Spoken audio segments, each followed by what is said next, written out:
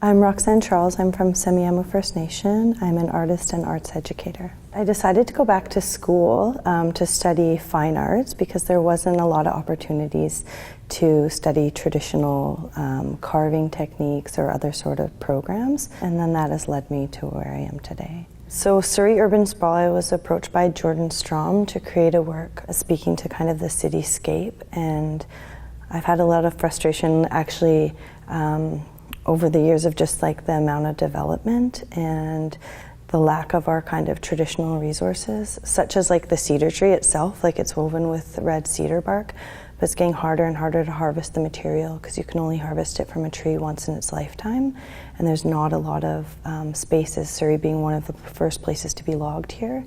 So I decided to use recycled materials that were used for housing, and the weaving itself is constructed like a building structure, so it's actually, the frame itself is 2x4s in the back, and then it's wrapped in like a vapor barrier plastic poly and covered in tar paper, and then it uses cedar bark and kind of tents, speaking to like the various forms of housing and non-housing that we have here in Surrey in the urban space.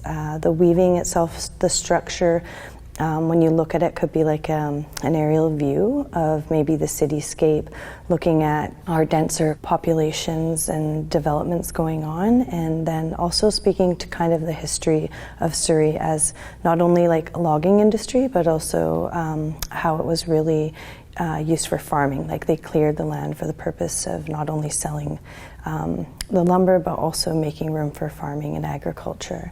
And so it speaks to all of those sort of things, but also to Semiahmoo's history here. Like the other day we just found a basket that's about 3,000 years old in White Rock at a wet site.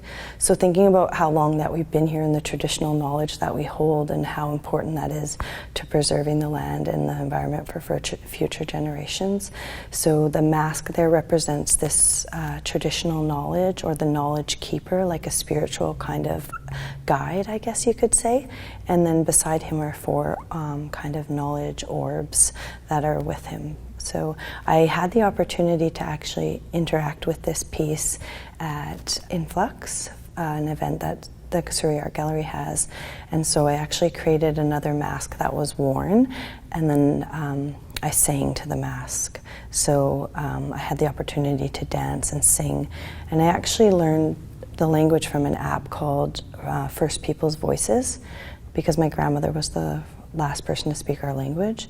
So I thought it was really important for me to go back and try to connect to this mask through language, and I did that through an app.